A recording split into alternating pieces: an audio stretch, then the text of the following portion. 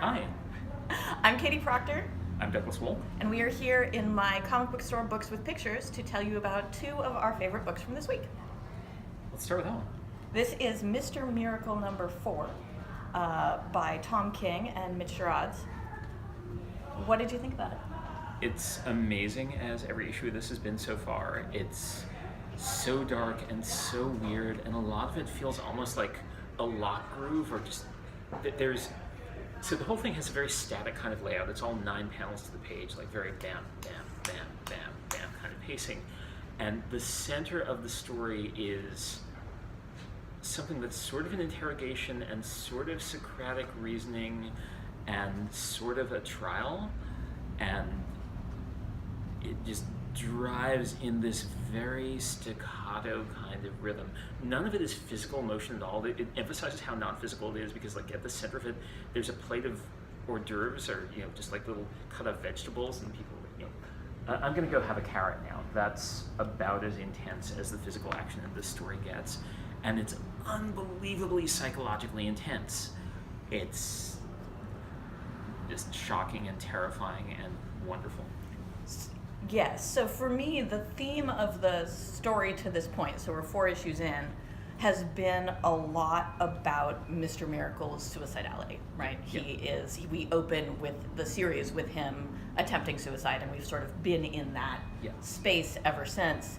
But there's also been this sort of growing emphasis on Barda as his partner, as the sort of struggling partner of a suicidal person.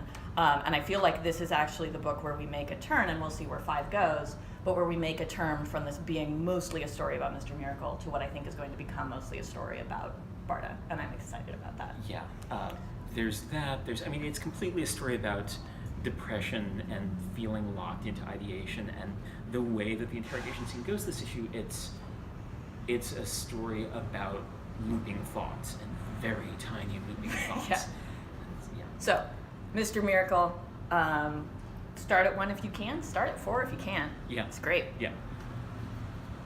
Unbeatable Squirrel Girl, number 26. This could not be more different from Mr. Miracle. It's perfect. It's delightful. Except for Brain Drain, who could totally be That's Mr. true. Miracle. That's true. So this is an issue that is supposedly a zine put together by Squirrel Girl and her pals to support the local library. The local library was destroyed, and they need to do a fundraiser to solve it. Let's make comics with our friends. It's great. So it's guest strips by a whole bunch of characters from the comic that are actually drawn by a lot of people that you wouldn't really think of drawing a superhero comic, like Jim Davis. Jim Davis, from Garfield. From Garfield, who does a comic about Galactus and the Silver Surfer in the style of Garfield. Like Carla Speed McNeil from Finder, and does a Loki draws his own comic, and it's a trick. It's a trick. It is completely a trick. It's a beautiful piece of formal work. How about this one? And then here, our local favorite, Anders Nielsen, mostly known for his beautiful, beautiful giant brick that you can kill somebody with. Big Questions, this is one of my absolute favorite graphic novels. It's about life and death and birds, and it's wonderful, and you can see it. And here, he draws a comic about Wolverine going camping with a sentinel, and it's awesome. It's so beautiful. It is the best Wolverine story you're going to see this year. Completely feels like Nielsen's work, completely feels like Wolverine. It's great. Yeah, that's... And I love the idea that if Wolverine were to draw himself a comic, it would be a super contemplative story about thinking about your life and your existence, and with very sentinels. Delicate little lines. Yeah. And there's sentinels in it. And I think my other standout from the set is definitely Brain Drain's comic, where Brain Drain makes us a comic that shares inspirational thoughts to make you happy, because humans prefer being happy but often find themselves sad.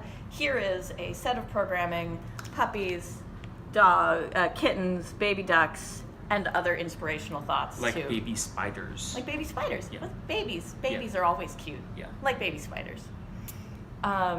So this is utterly out of continuity. This is delightful whether or not you were reading Squirrel Girl. This is great. Yeah. That's it. Thanks. See you next week or sometime.